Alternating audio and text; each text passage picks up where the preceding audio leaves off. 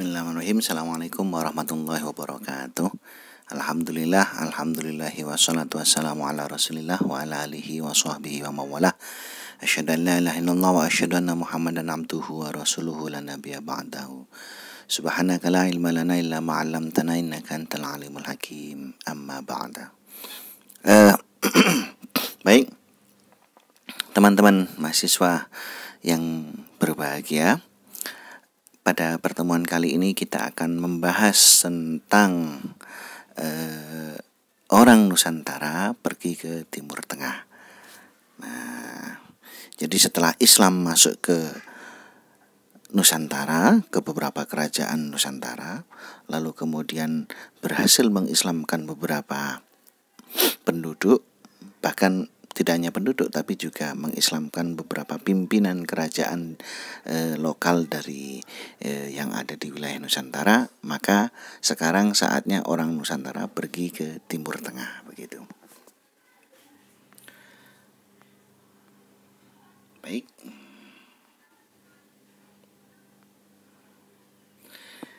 Jadi ada hubungan Timur Tengah dengan Nusantara ini jika melihat dari potensi dasar kawasan Nusantara kita.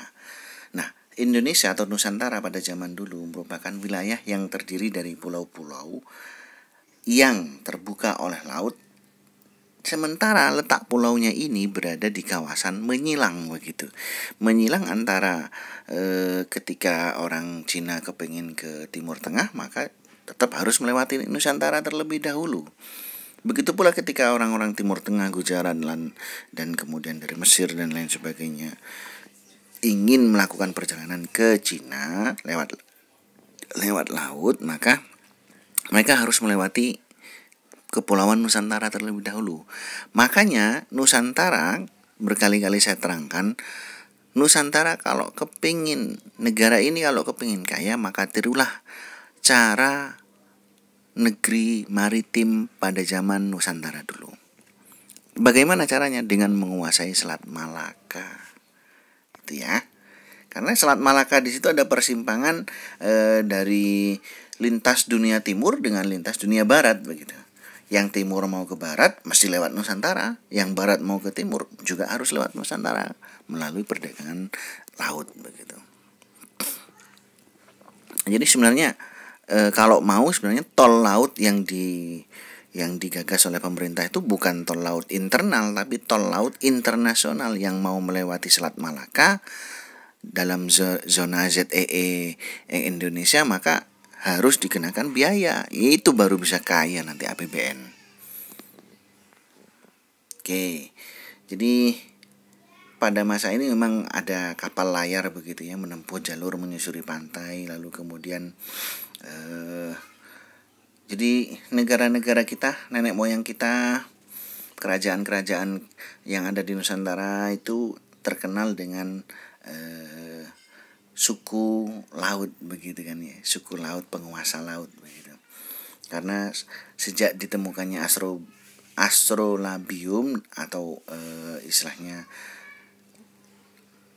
laboratorium luar angkasa, begitu, dalam artian laboratorium perbintangan, begitu ya. Nah, ilmu-ilmu bintang serta sistem angin yang berlaku di lautan Nusantara sini. Di Indonesia anginnya ada angin muson timur, ada angin muson barat. Kalau angin muson timur, maka semuanya melakukan perdagangan dari barat ke timur. Jadi sedangkan kalau angin muson barat, maka kemudian para pedagang itu berangkat ke arah Timur Tengah, begitu. Angin-angin laut yang ada di Indonesia cuma hanya ada dua, itu muson timur sama muson barat. Nah, ini praktis membuat kapal pedagang istilahnya berdagang dari timur, melintasi dari dunia timur ke dunia barat, begitu. Ya, nah ini dia yang saya katakan tadi. Jadi melihat potensi seperti ini tidak mengherankan jika muncul kota-kota pelabuhan besar di beberapa titik Sumatera, lalu kemudian di Jawa, lalu kemudian di Makassar, di Kalimantan, begitu itu. Kalau kita melihat ada timeline hubungan Timur Tengah dengan Nusantara seperti ini, ada hubungan dagang, ada hubungan politik kerajaan, lalu kemudian ada hubungan di bidang intelektual keagamaan. Nah, kalau di bidang hubungan dagang jelas perdagangan antara Timur Tengah, Arab dan Persia, semenanjung India dan lain sebagainya begitu ya. Itu berhubungan dengan kerajaan Cina melalui jalur maritim, bukan jalur sutra. Bukan jalur sutra yang darat, tapi melalui jalur maritim begitu. Makanya di teori yang kemarin saya lebih cocok ketika mengatakan Islam masuk ke Indonesia itu dimulai dari teori maritim itu. Nah, perdagangan maritim antara Timur Tengah, Cina, dan Indonesia di tengah-tengah itu menyebabkan 3 poros besar perdagangan dunia pada saat itu, yaitu Nusantara sendiri, Cina, lalu kemudian Timur Tengah.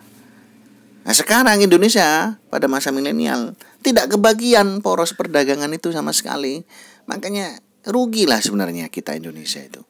Kalau hanya cuma dilewatin kapal tok tapi tanpa retribusi begitu. Juga harus menjadi pusat poros perdagangan dunia seperti zaman dulu. Cina, Indonesia, Barat. Barat itu bisa Timur Tengah ataupun negeri-negeri Eropa dan Amerika begitu ya. Sedangkan hubungan politik kerajaan ini jelas karena pada masa Islam hadir jelas sekali kerajaan-kerajaan yang ada di Nusantara itu mempunyai hubungan politik dengan yang namanya khilafah atau daulah Islamiyah pada saat itu yang sedang berkuasa pada saat itu. Jadi di sini muncul kemudian teori-teori masuknya Islam ke Nusantara begitu ya. Lalu kemudian ada hubungan di bidang intelektual keagamaan. Nah, ketika ada dinasti Turki Utsmani di jalur pelayaran dan perdagangan internasional, ada peningkatan kemakmuran kerajaan Muslim Nusantara akibat meningkatnya perdagangan yang menguntungkan. Apa saja yang perdagangan yang diuntungkan melalui jalur transportasi maritim, yaitu emas, lada dari timur ya, lada ini dari Sulawesi, Maluku dan lain sebagainya itu terkenal itu. Jadi sinergitas faktor-faktor yang ini memberikan sumbangan signifikan pada jumlahnya pertumbuhan jamaah haji Nusantara. Jadi berdagang, kaya, lalu kemudian ingin melakukan rukun Islam, ingin melakukan rukun Islam yang kelima yaitu naik haji. Nah, makanya ada banyak pedagang-pedagang kaya yang melakukan perjalanan haji ke Timur Tengah. Nah, perjalanan haji ini yang memantik mula bagaimana orang-orang Nusantara pergi ke Timur Tengah begitu. Nah, ini teori maritim yang sudah saya sebutkan tadi. Silakan dibaca. Sudah saya jelaskan sebenarnya tadi ini. Nah, ini ada komoditas utama perdagangan Nusantara pada waktu itu. Nusantara sendiri komoditasnya adalah cengkeh, pala, lada, kayu, cendana, getah, kayu kamper ataupun barus itu yang saya jelaskan. Barus itu bisa untuk mengawetkan mayat begitu ya. Dan itu sudah diperjualbelikan sejak zamannya Nabi Musa.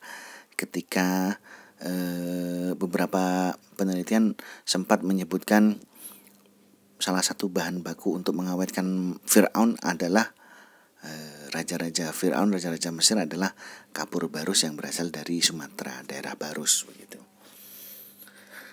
Lalu kemudian ada komoditas perdagangan di Timur Tengah yang diminati oleh Cina. Apa itu? Oh, jelas sekali jamrud, berlian, yakut, zarbajat, gading, kurma itu, kismis, kurma kering, anggur kering, maaf. Dan bahan-bahan celupan biasanya untuk kuah-kuah makanan begitu.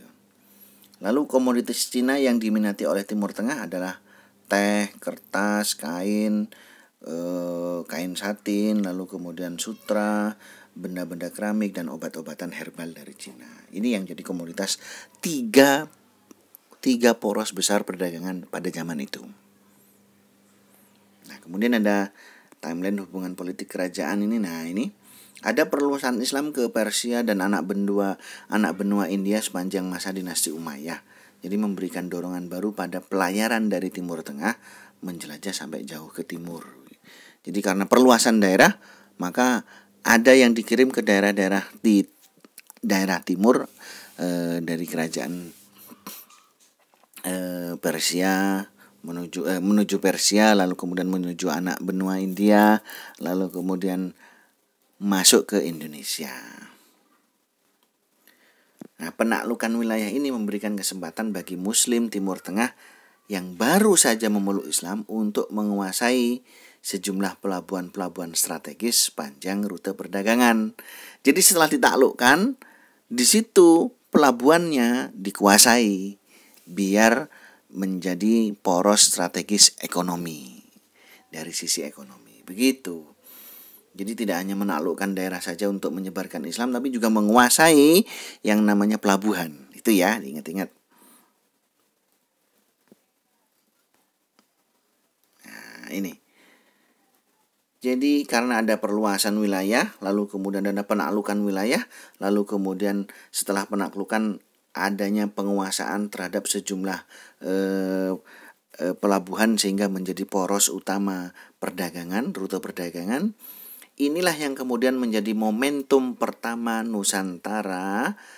Jadi berkembangnya Islam di Nusantara memunculkan kerajaan Sriwijaya sebagai pusat kerajaan baru pada paruh kedua abad ke-7 Masehi hingga ke-12. Jadi ini memerankan peran penting dalam perantara masuknya Islam. Jadi Sriwijaya ini berkembang pada abad 7 sampai ke-12.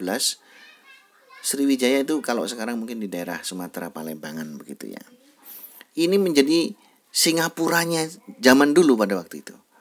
Jadi menguasai Selat Malaka yang kemudian menjadi poros perdagangan antara Cina lalu kemudian Timur Tengah. Nah, sejak abad ke-4 Masehi, wilayah kerajaan Sriwijaya menjadi pelabuhan transit. Ini bukan ke abad ke-4, sejak ke abad ke-7 ya. Sejak abad ke-7 mengalami proses islamisasi seiring waktu dengan interaksi yang cukup padat dengan pedagang-pedagang muslim dari Timur Tengah. Nah, Sriwijaya dengan ibu kotanya Palembang menjadi enterport. Jadi istilahnya pelabuhan transit masuk perdagangan dari Cina lalu kemudian dari Timur Tengah. Begitu. Nah, karena pelabuhan masuk pertama sebelum belayar, jadi yang Timur Tengah masuk ke Sriwijaya dulu, pelabuhan pertamanya di situ sebelum berangkat ke Cina maka ditarik retribusi begitu. Retribusi bea cukai, ya ini dari punya keuntungan, kan sama seperti halnya yang dilakukan oleh negara Singapura sekarang. Semua kapal-kapal ditarik retribusi, sedangkan lewat di Indonesia, laut di Indonesia lewat tanpa ada retribusi sama sekali. Ini yang kemudian salahnya istilahnya gagalnya kita untuk menjadi penguasa dunia. Kalau kepengen menjadi penguasa dunia lagi, kuasai Selat Malaka, kuasai semua arus kapal yang lewat di situ, tarik bea cukai, maka akan menjadi kaya. Bukan istilahnya ini termasuk masukan begitu bagi siapapun yang ingin menguasai Selat Malaka pasti akan menjadi penguasa ekonomi dunia begitu, walaupun negaranya kecil, apalagi Indonesia dengan negara yang besar begitu, pasti itu. Kapan? Ya suatu saat kalau ada pemerintah yang fokus pada situ, ya bisa saja Indonesia menjadi negara terkuat begitu ya. Nah, ini momentum kedua sudah saya jelaskan tadi. Jadi ada hubungan baru antara Timur Tengah dan Nusantara karena awalnya tadi perdagangan kan lewat Sriwijaya, lalu kemudian akrab sehingga kemudian ini ada muncul yang namanya tidak hanya perdagangan begitu. Jadi karena sering berinteraksi dengan kerajaan Sriwijaya, orang-orang dari Timur Tengah, orang-orang dari Cina itu, terutama yang dari Timur Tengah, jadi mempunyai sebuah hubungan dagang yang diperkuat dengan tali agama, yang kemudian ini memunculkan sebuah hubungan baru, yaitu dinamakan hubungan religio-kultural begitu. Yang kemudian nanti religio-kultural ini berkembang diikuti dengan adanya hubungan-hubungan politik keagamaan. Nah, ini. Nah, ketika wilayah Islam di luar Nusantara menunjukkan kemunduran yang luar biasa, salah satunya karena dinasti Fatimiyah tengah mengalami kemunduran akibat perang salib gitu ya, yang terus berlangsung sampai tidak hanya puluhan tahun tapi hampir lebih dari 1 abad begitu. Hancurnya dinasti Abbasiyah di Baghdad, lalu kemudian disinilah muncul Samudra Pasai yang merupakan akibat arus balik peranan pedagang Muslim Timur Tengah yang mencari pelabuhan entrepot di luar Sriwijaya begitu.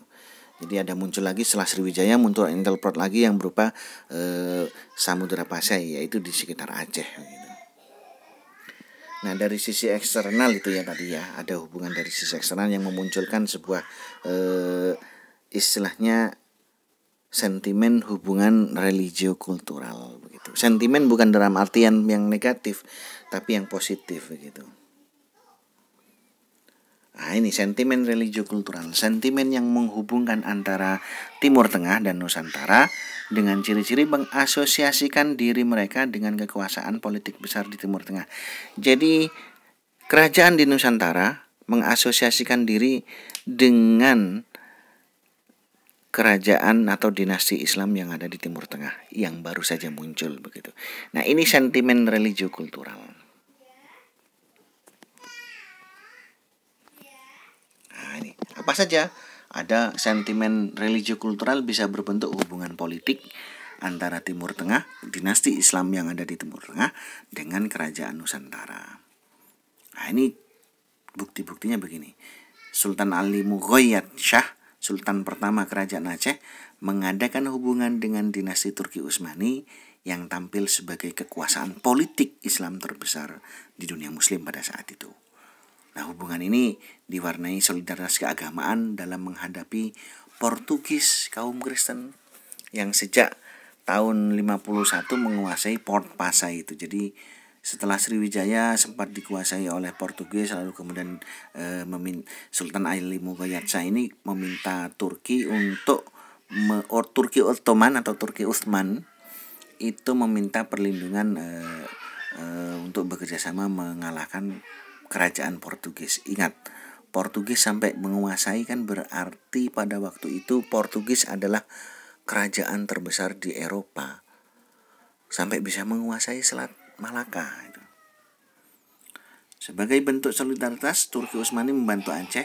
Bantuan yang diberikan berupa penasihat militer, senjata maupun amunisi, tujuannya untuk mengusir Portugis. Itu buktinya. Yang kedua, buktinya adalah Alauddin Riayat Shah Al-Qahar 1537 sampai 1571 itu melakukan langkah formal berupa tunduk secara sukarela. Ingat, ini beda dengan aliansi ya. Kalau aliansi itu sejajar, ini Sultan Ali Mughayat Shah, sedangkan Alauddin Riayat Shah Al-Qahar ini tunduk secara sukarela pada kekuasaan Turki Utsmani sebagai balasan atas bantuan militer yang telah diberikan kepada Aceh melawan Portugis. Nah, ini kebutuhan mendasar kerajaan Aceh atas militer ini kemudian yang menjadikan adanya hubungan sentimen religio-kultural berupa hubungan politik gitu ya. Lalu kemudian selain hubungan politik apa lagi, Pak? Ada hubungan keagamaan. Nah, ini kerajaan Aceh misalkan menjalin hubungan dengan pusat keagamaan Islam, yaitu Haramain, tanah Haramain, Mekah dan Madinah. Jadi sebagai implikasi politik yang penting, jadi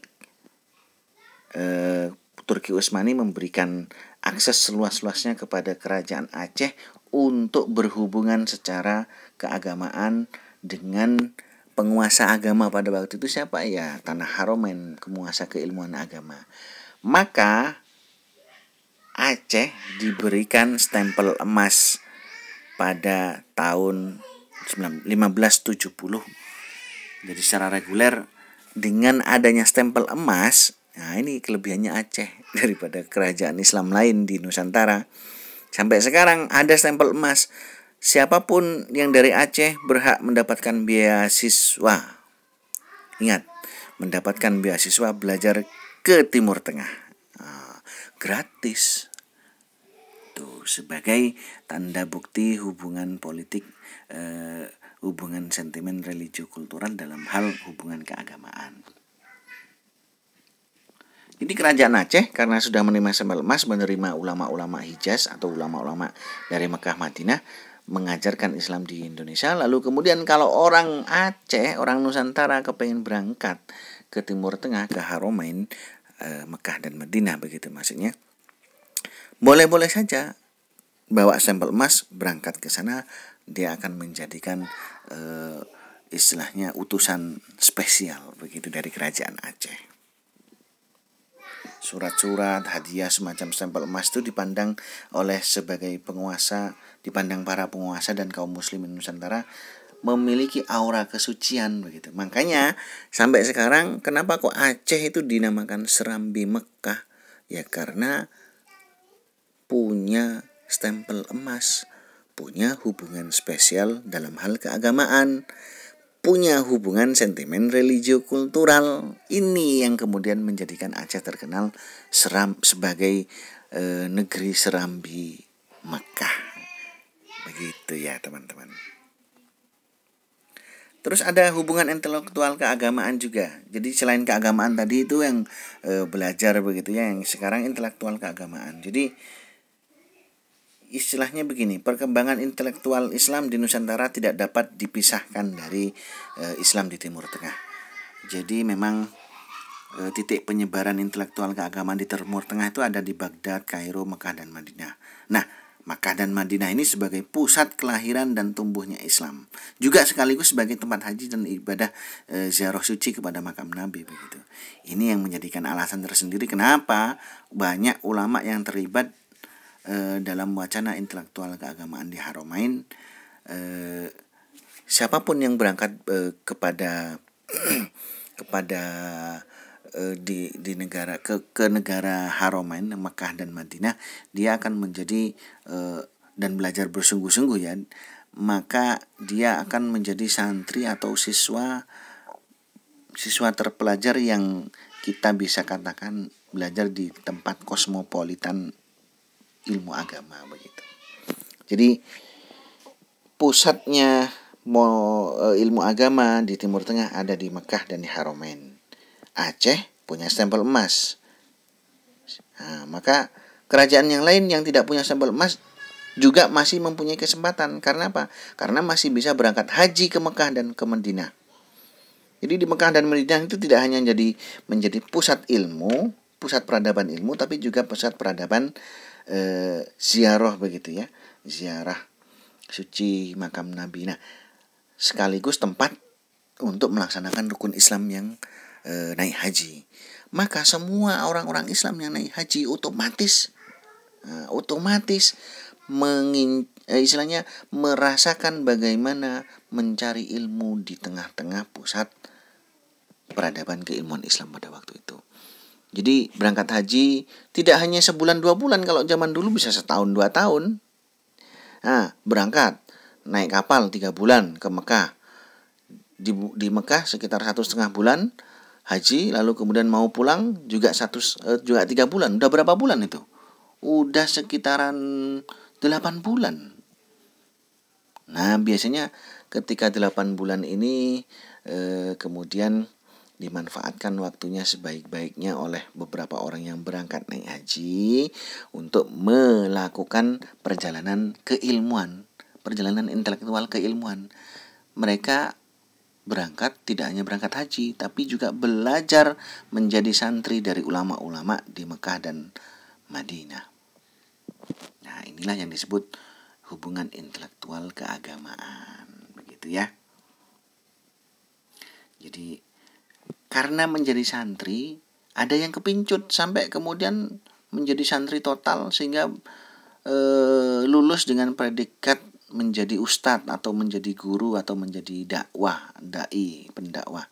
Disitulah kemudian santri dari orang-orang Nusantara menjadi ulama yang dicetak di negeri Mekah dan Madinah.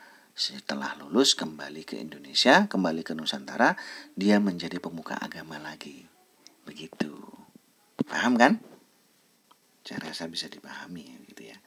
Makanya ada istilahnya jaringan intelektual keilmuan Islam di antara orang-orang yang berangkat ke Timur Tengah naik haji lalu kemudian belajar begitu ya.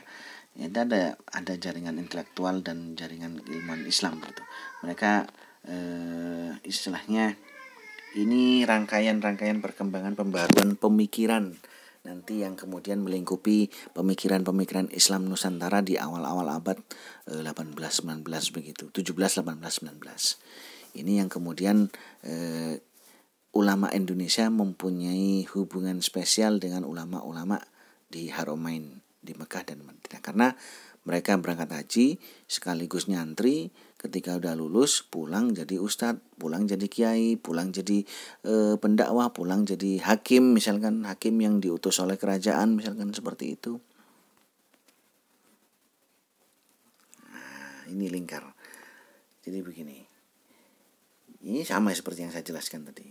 Jadi berputar begitu ya, berdagang, naik haji, lalu kemudian melakukan kajian-kajian intelektual keagamaan, lalu kemudian sekaligus nyemplung jadi santri atau murid, lalu lulus kemudian kembali ke Timur Tengah. Maka disebutlah orang-orang yang berangkat haji dan menetap agak lama untuk belajar ilmu agama, ini disebut dengan komunitas Jawi atau Ashabul Jawiyin, sebagai cikal bakal jaringan intelektual keagamaan di Nusantara. Jadi para alumnus yang ada di Mekah dan di Madinah pulang ke Indonesia sampai sekarang membentuk sebuah jaringan, jaringan keilmuan. Jaringan keilmuan lalu kemudian jaringan intelektual ulamanya begitu. Jawi sebenarnya bukan hanya orang-orang Jawa saja, tapi juga bisa dikatakan orang-orang yang ada dari Jawa, dari Sumatera, dari Thailand, dari Malaysia, itu disebut dengan Ashabul Jawiyin. Wajah dan mirip, ada kemiripan dalam segi bahasa juga begitu. Nah, ini yang penting teman-teman. Pada pertemuan kali ini adalah yang terpenting, yaitu kalian harus mengetahui orang Nusantara yang pergi ke Timur Tengah dalam teorinya John Oval begitu. John Oval menulis sebuah penelitian tentang Islam orang-orang Muslim yang di Nusantara, yang di Asia Tenggara, kemudian yang datang ke Haramain begitu. Apa? Nah, ini yang pertama ada little immigrant. Jadi orang-orang Nusantara yang datang bermukim di Haramain, biasanya orang-orang naik haji begitu, lalu kemudian nggak punya duit untuk pulang kembali, maka kemudian mereka sengaja menetap di tanah Haramain di Mekah dan Madinah, kemudian mencari pekerjaan, lalu kemudian sekaligus mencari ilmu. Ini yang dinamakan dengan little immigrant menurut John Oval. Jadi mereka hidup sebagai penduduk biasa begitu, tidak punya istilahnya peran dalam penyebaran intelektual, hanya penduduk biasa saja. Ya, bisa dikatakan kalau zaman sekarang bisa saja tenaga pekerja Indonesia yang berangkat ke Timur Tengah begitu. Itu little immigrant begitu kalau dalam teorinya John Oval. Lalu kemudian ada yang namanya grand immigrant. Ini ulama par excellence. Jadi dari Nusantara itu sudah menjadi kiai, sudah menjadi ustadz, sudah menjadi putranya kiai. Ya, ini punya keistimewaan, jelas punya, berangkat ke sana karena keturunannya dulu pernah belajar di sana, maka dia juga dikirim ke sana. Nah, inilah ulama par excellence begitu. Jadi sudah punya dasar keislaman yang baik, sudah punya keilmuan yang baik, lalu kemudian alim terkenal di negeri asal, diberangkatkan ke Timur Tengah, menetap di sana, menetap di Mekah itu tidak hanya sebagai santri, tapi dia juga sebagai guru, syekh, ulama di Mekah dan di Madinah. Masya Allah, ini kemudian menjadi nikmat yang sungguh begitu besar, sampai bisa ada yang mengajar di Mekah dan di Madinah begitu. Kelompok imigran yang ini, Grand Imigran ini merupakan jaringan inti intelektual keagamaan dan keilmuan Islam dalam skala internasional di Haramain. Kenapa? Kok bisa? Iya, karena dia bisa dipastikan membuka kelas sesuai dengan keilmuan yang dia miliki di Mekah dan di Madinah.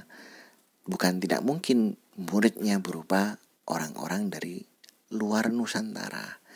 Ini yang dinamakan dengan ulama par excellence begitu. Lalu kemudian bagaimana dengan yang ketiga, yaitu ulama imigran yang ketiga menurut John Oval, yaitu ulama dan murid pengembara. Jadi ini ceritanya bergantian. Jadi begini, ulama Nusantara menjadi guru di Timur Tengah. Ulama India menjadi guru di Timur Tengah, menjadi syekh di Timur Tengah. Lalu kemudian ulama Mesir menjadi syekh juga di Makkah dan di Madinah. Nah, ulama Nusantara menjadi muridnya ulama Mesir.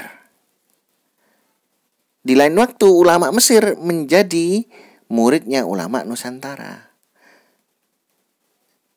Di lain waktu juga ulama dari India menjadi muridnya ulama Nusantara. Di lain waktu dari ilmuwan di dalam ilmu yang lain, bisa saja ulama Nusantara menjadi murid atau santri dari ulamanya India. Jadi saling bergantian menjadi guru dan murid begitu. Apakah lumrah? Lumrah saja. Tidak ada yang istilahnya diistimewakan. Suatu saat ketika saya butuh keilmuan tentang misalkan akuntansi syariah, maka saya akan belajar kepada salah satu mahasiswa akuntansi syariah yang terbaik misalkan di FEBI. Loh, boleh Pak? Siapa yang ngelarang? Kan begitu. Saya boleh menjadi belajar. Kalau sudah saya belajar kepada orang kan berarti saya menjadi murid. Saya boleh gitu. Nah, ini istilahnya ulama pengembara. Jadi ulama dan murid pengembara. Jadi saling bergantian menjadi ulama, saling bergantian menjadi murid. Begitu. Ini yang menjadi titik poin dari pertemuan kita kali ini, yaitu orang Nusantara pergi ke Timur Tengah. Dibagi menjadi 3. Little Immigrant, Grand Immigrant, sama ulama dan murid pengembara. Begitu ya. Dapat dipahami. Sekaligus juga ada sentimen yang memulai hubungan imigran menjadi 3 ini dimulai karena adanya hubungan sentimen religio-kultural, baik dalam politik, baik dalam intelektual keagamaan, baik dalam hubungan keagamaan. Ada 3 begitu juga. Oke, dapat dipahami dengan baik ya teman-teman. Oke. Sampai di sini yang dapat saya sampaikan. Billahi taufik wal hidayah. Semoga bermanfaat bagi semuanya. Silahkan bagi siapapun yang melihat video ini, silahkan kalian ambil apa saja yang baik. Kalau misalkan ada yang buruk, silahkan tidak usah diambil terlalu dalam begitu ya. Siapapun boleh mengambil ilmu dari video ini, tidak hanya teman-teman mahasiswa dari luar kampus YIN Salatiga dan UIN Sunan Kalijaga pun boleh mengambil ilmu dari sini. Begitu. Silahkan di-share sebanyak-banyaknya kepada teman-teman yang lain. Billahi taufik wal hidayah. Terima kasih. Assalamualaikum warahmatullahi wabarakatuh.